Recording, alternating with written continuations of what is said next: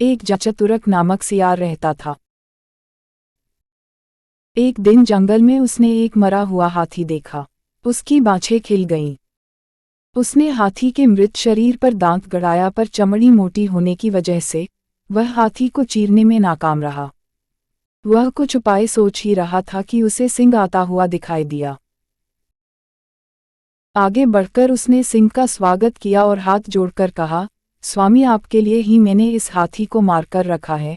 आप इस हाथी का मांस खाकर मुझ पर उपकार कीजिए। सिंह ने कहा, मैं तो किसी के हाथों मारे गए जीव को खाता नहीं हूँ, इसे तुम ही खाओ। सियार मन ही मन खुश तो हुआ, पर उसकी हाथी की चमड़ी को चीरने की समस्या अब भी हल न हुई थी। उस तरफ एक बाघ आ निकला।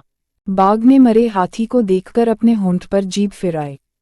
सियार ने उसकी मंशा भांपते हुए कहा, मामा, आप इस मृत्यु के मुंह में कैसे आ गए? सिंह ने इसे मारा है और मुझे इसकी रखवाली करने को कह गया है।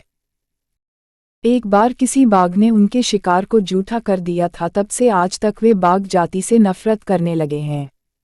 आज तो हाथी को खाने वाले बाघ को वह जरूर मार गिराएंगे। यह सुनते ही बाघ वहां से भाग खड़ा हुआ। तभी एक चीता आता हुआ दिखाई दिया। सियार ने सोचा, चीते के दांत तेज होते हैं, कुछ ऐसा करूं कि यह हाथी की चमड़ी भी फाड़ दे और मांस भी न खाए। उसने चीते से कहा, प्रिय भांजे, इधर कैसे निकले? कुछ भूखे भी दिखाई पड़ रहे हो। सिंह ने इसकी रखवाली मुझे सौंपी है, पर तुम इसमें से कुछ मांस खा सकते हो। मैं जैसे ही सिंह को आता हुआ देखूंगा, तुम्हें सूचना दे दूंगा, तुम सरपट भाग जाना। पहले तो चीते ने डर से मांस खाने से मना कर दिया, पर सियार के विश्वास दिलाने पर राजी हो गया। चीते ने पल भर में हाथी की चमड़ी फाड़ दी।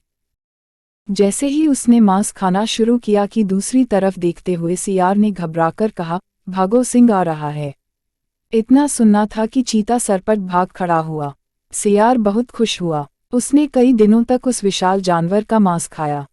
सिर्फ अपनी सूझबूझ से छोटे से सियार ने अपनी समस्या का हल निकाल लिया। इसीलिए कहते हैं कि बुद्धि के प्रयोग से कठिन काम भी संभव हो जाता है।